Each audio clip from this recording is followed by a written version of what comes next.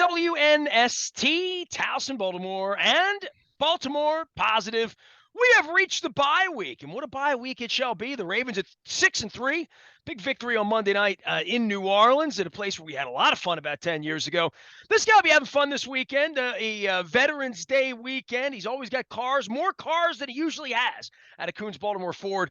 He is out of Security Boulevard. He will be here on Thursday from 3 until 5, and again on Sunday, as the Ravens will not play for another 13 days. Welcome Dennis Koulatsos back onto the program. What's going on? How are you? Nice win, and boy, this season has taken on a little life now all of a sudden, hasn't it? It really has, Nestor. Had you told me that we'd be 6-3 at the bye, with after suffering significant losses, J.K. Dobbins, Gus Edwards, Mark Andrews, Marcus Williams, the list just goes on and on. Ronnie Stanley not being on the field for the first 5 or 6 weeks of the season, rather. I'd be pretty happy with the 6-3, regardless of how they got there, regardless of blown fourth quarter leads. It doesn't matter. Like Al Davis used to say, just win, baby. And now John Harbaugh, he's in a good mood, giving the players off the entire week, which I think is great. It shows me that coach is growing up a little bit, starting to have some empathy for his veterans, and giving them some reward, attaboys. Got to love the vibe at 6-3 right now, Nestor. Well, the vibe would be Roquan Smith. We didn't see that coming, right? Unbelievable. And for the veteran guy, like you and I have joked about Deshaun Jackson, and by the way, you won the bet. Congratulations. Hey, I told you I would take your 55-year-old hammies and my 58-year-old hammies before I took his hamstrings. I mean, no knock on the guy, nothing personal, but he has a history of pulling hamstrings, right? And lo and behold, he just wasn't available in the second half, was he? No, and he's 35, and we shouldn't expect that. And I don't know what we should expect from Justin Houston or Jason Pierre-Paul or, and any of even Josh Bynes. He's been here from the beginning. He's not an imported guy. But the expectation level of 30-somethings when they're upright in November and December, there's something happening here that's good defensively, certainly on the back end of New Orleans. Meanwhile, the offensive side, they should be running the ball. I wrote about that weeks ago. They are running the ball. The question's always going to be, well, when they have to pass the ball, what will happen? Well, if you're in 2nd and 2 all day, you don't have to pass the ball, right? And this notion that they have to have a number one wide receiver, they need to get Mark Andrews back and run the offense they've been running, because they can win like this. But I do think that having a wide receiver one would really help this offense. Odell Beckham Jr. is out there still. He's going to have some suitors. He's cleared to play now, and whether it's the Cowboys or whoever else is going to compete for his services along with the Ravens, the long pass that Lamar threw, and I believe it was Deshaun Jackson, hit him in the hands, and the defensive player made the play. But when you have a guy that can go up there and win those 50-50 balls, if those balls become 60-40 or 70-30 or 75-25, it certainly does give this team a chance to further advance in the playoffs.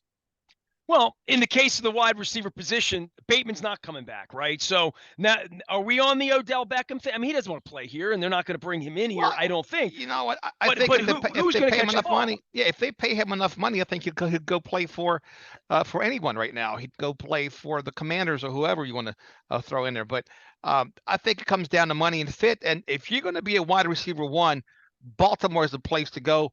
If he comes in and does what he's supposed to do, we may even erect a statue for her. So I do think it's a big deal if you become the guy, because they'll need one guy to be the guy in this offense at wide receiver. We sit here and evaluate the team in April, May, June, July. How's the season start in August?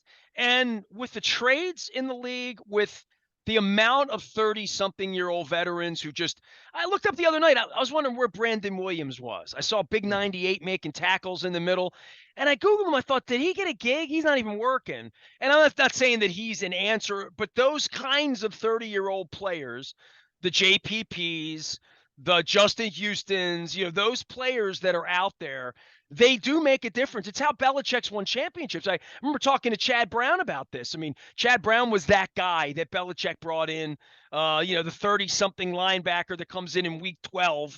And Domata Pekka has been that guy the last couple of years.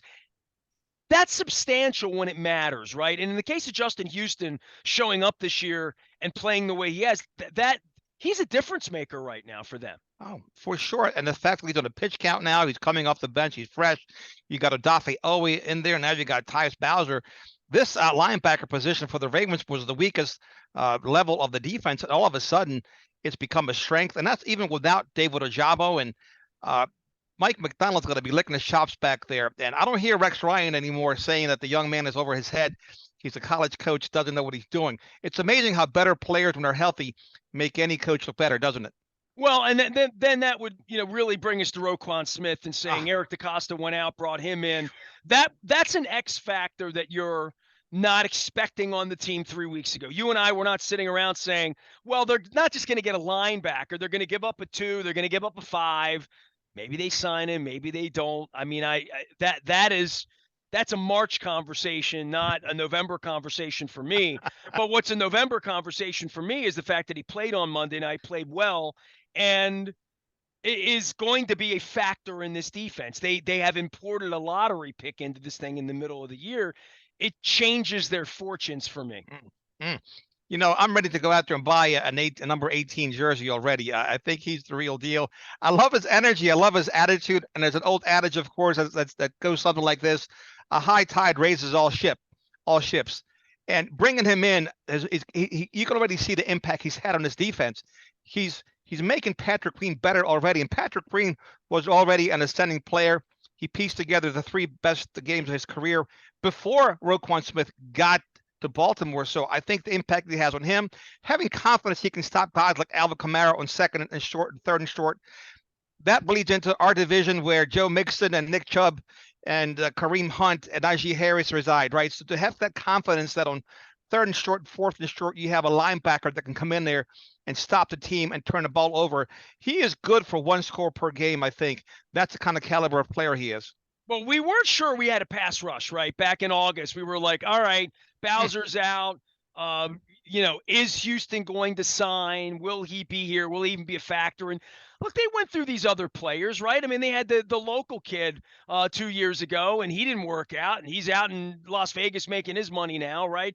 So they had Elvis Dumerville for a minute or 2. Mm-hmm. They've imported this, but all of a sudden it feels like a factor against the Saints offense on Monday night. It felt like they were going to give Dalton trouble. It feels like 2 weeks from now, whoever Carolina's got pitching, it'll be trouble for them.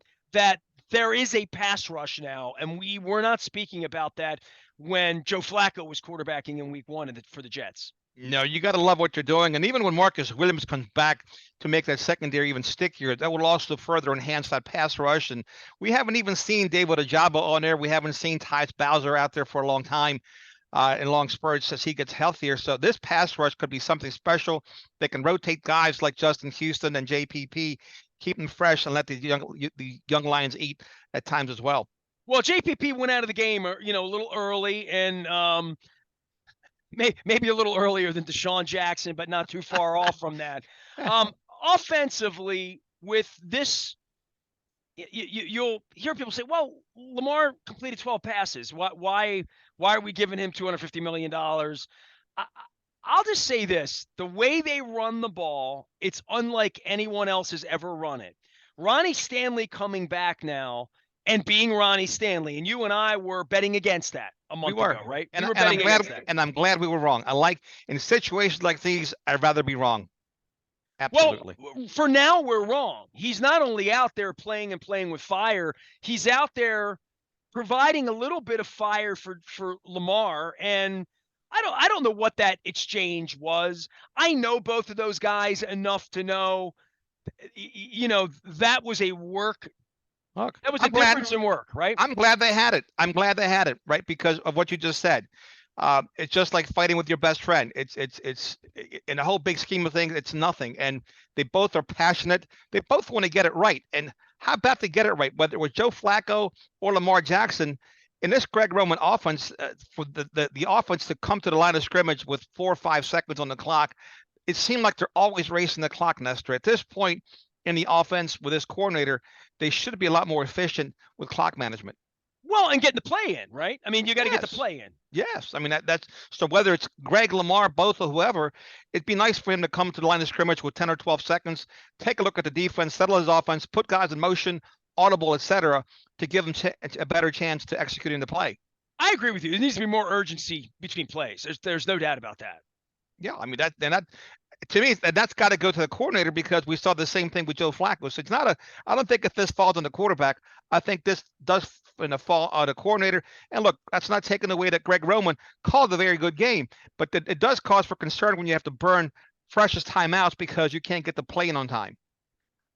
Much harder to be optimistic about the offense when Andrews isn't out there, when Edwards isn't out there, when obviously Bateman's not going to be out there, right? Their identity in running the football and the way they've run the football, to me, it just requires Edwards back. If Edwards gets back, they'll be better. I know they need Andrews. He's a binky in big games. But given this schedule, the next couple of weeks coming up, I would not rush Andrews back. I wouldn't rush Edwards back. I wouldn't rush any of these guys back at this point, because for me, they're in a incredibly envious position with their schedule, with how the division is broken down with Cleveland and Pittsburgh, and Cincinnati's fine, but I mean, and they're going to have to play Cincinnati again. I don't want to say Cincinnati's not a threat because they can still win the division. But where the team is right now to get these guys healthy and to figure out how they can pass the ball enough. It's not because Lamar's incapable. I think they don't have skill position players right now that are going to allow them to pass the ball with success, with the kind of success they want to have. Well, to me, to your point, you got the Panthers coming in at M&T Bank Stadium. Then you got to go on the road against the Jaguars, and you got the Broncos coming in against the Ravens. These are three teams you can actually try some things after you get a 3-touchdown lead on them with your passing offense, just to try to get the timing down, trying to get it dialed in a little bit better. So if you think they're going to be 3-touchdown leads, you need to get into gambling, and you need to take the Ravens the next 3 weeks, and you need to roll it and parlay it, and you and I can go off to Catalonia, and I can buy the house next door to you. How about that? I get that it's a week-to-week league, but Panthers at the Ravens, again, there's no way this team isn't 7-3 after that game. Jags have given the Ravens a difficult time in spurts, but it's hard to see them losing to the Jags. And then you got the Broncos, who are just a hot mess coming into M&T Bank Stadium. And then you get into your division. Of course, the Browns, the Steelers, and Bengals are going to play the Ravens tougher. They know this team. They know the tendencies. They can control Lamar a little bit better than teams that have seen him for the first time, like the Saints. We're like, holy cow, I've never seen any human being so fast under center or behind center in the history of the NFL. But they do have a chance to do some things on offense, get a little bit more consistency. It also seems, Nestor, they can run the ball whenever they want to. When they make up their mind and run the ball, it's very hard to stop them. Well, run it once, run it twice, run it three, just keep running it, right? And the passing part of this, to me, needs Andrews. I don't think this is going to go well passing the ball. Forget running the ball and what down and distance is, but just trying to pass the ball consistently. They need Mark Andrews back on the field for that. Well, he'll certainly help, Nestor, but I do like the fact that 10 different players had receptions from Lamar Jackson. He is going through his progressions. He is spreading the ball around. And some people were knocking him for missing 3 or 4 open guys. I get that. But I think what the most important stat is, he didn't throw any interceptions. In the NFL, and Trent Dilfer said this a long, long time ago, teams that don't turn the ball over win. He said teams that have all these Star Wars stats for the quarterbacks that are turnover machines, they lose. So if you take care of the ball, play good defense, good special teams, you have a shot to win every game that you're in. Well, the more you throw it, the more trouble it can be. I mean, running the ball when you do it, there's no reason to do anything else. Woody Hayes used to say when you throw the ball, 2 out of 3 things, 2 are going to be bad that can happen, right? Interception or the ball is dropped versus the completion. But this is their strength, and Lamar Jackson is a generational player. They're playing to his strength, and but you got to feel good at the bye mark where this team is, and they're going to have a couple of weeks to get healthier, and we'll see what it looks like after the break.